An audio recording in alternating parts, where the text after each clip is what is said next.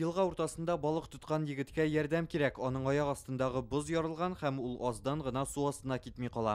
Бәхеткә янына коткаручылар килеп җитә һәм балыкчыны көймә белән ярга алып чыгалар. Бу өйрәнүләр генә булса да, язын мондый хәлләр белән еш очрашабыз ди коткаручылар.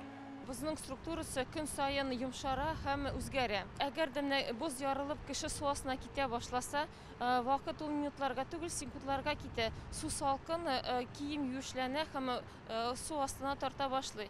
Шуңа күрә кисәтәбез, боз өстеннән балык тоту периодын тамамларга вакыт җитте.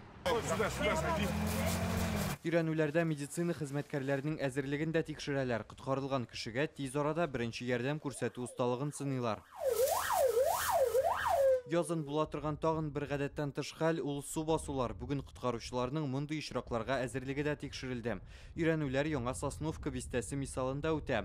Янәсе биредәге йортларны су баскан. Аларда яшәүчеләрне куркынычсыз урынга алып чыгарга кирәк. Бәләгә юлыккан кешене коткарыр өчен Ми-8 вертолетын да җәлеп итәләр, чөнки күргәнебезчә тирә-якта су, сценарий буенча аның янына гади генә көймәләрдә барып җитеп булмый.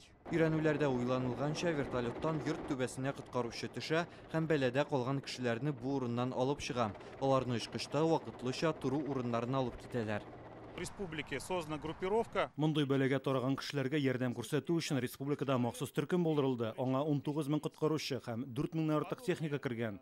Өйрәнүләр якын арада Татарстанның барлык районнарында уздырылачак. Во всех муниципальных образованиях республики. Казандагы өйрәнүләргә 200 кеше һәм 40лап техника җәлеп ителде. Белгечләр халыкка кар эрегән вакытта аеруча уяу булырга һәм боз өстенә аяк басмаска кирәклеген искәртә.